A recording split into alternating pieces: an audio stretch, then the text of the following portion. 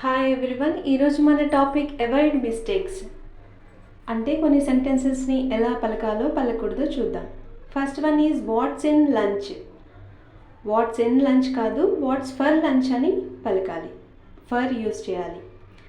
Next one is what's wrong with this.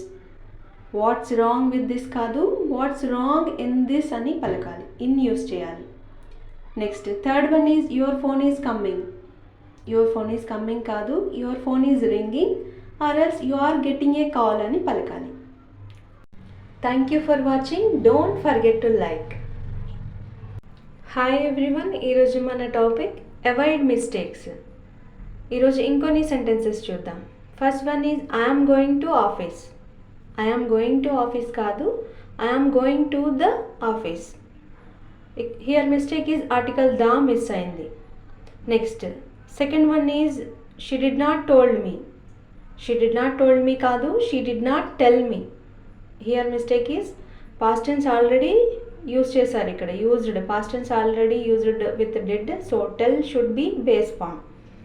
ఇక్కడ did already past tense, did పక్కన మళ్ళీ past tense రాకూడదు, so that tell use చేయాలి.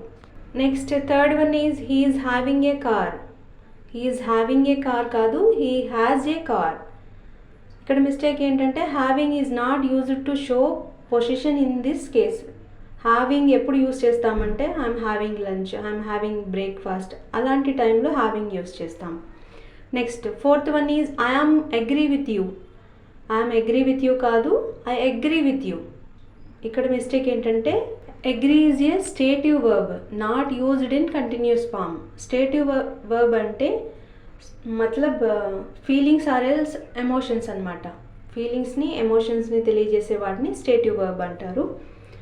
So ఇక్కడ agree అనేది stative verb. Next where you are going. Fifth one where you are going కాదు, where are you going. Incorrect order ఉంది. అంటే is, am, are helping verbs కదా, where పక్కన helping verb ఉండాలి.